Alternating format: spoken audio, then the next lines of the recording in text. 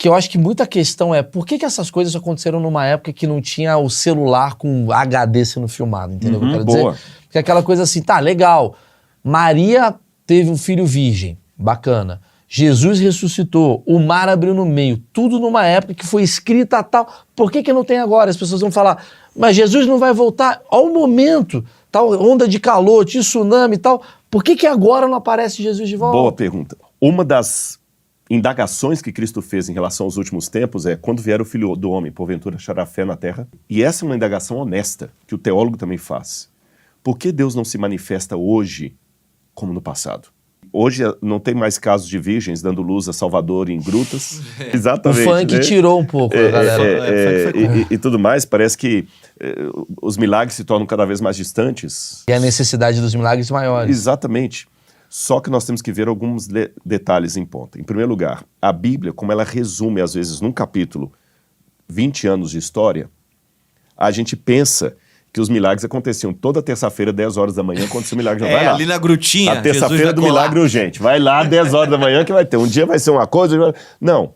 É porque ela contou num capítulo só. Mas houve muitos não milagres na Bíblia. Por exemplo, Jesus ressuscitou, é verdade. E Pedro foi liberto da prisão por um anjo, mas Pedro não foi liberto quando ele foi crucificado de cabeça para baixo. Paulo não foi liberto quando ele foi degolado. Muitos morreram, muitos foram entregues. E cadê o milagre? A gente pula esses textos. Parece que toda hora aparecia um anjo.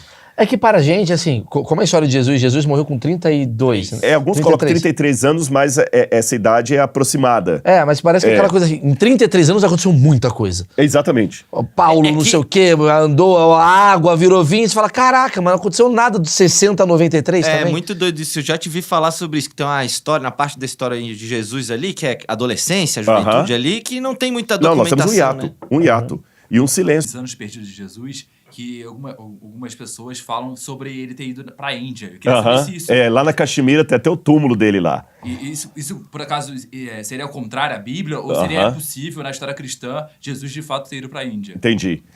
Não temos nada arqueologicamente que comprove isso. A não ser uma soberba.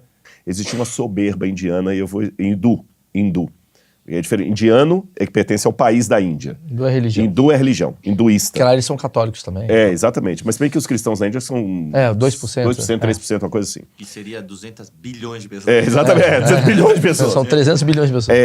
Tudo que é bom tem que passar pela Índia. Sim. Você entendeu? Tudo que é bom tem que vir pra lá. Brahma foi lá, Shivananda foi lá, os grandes... O único que eles reconhecem como grandioso, mestre, que não passou por lá foi Jesus.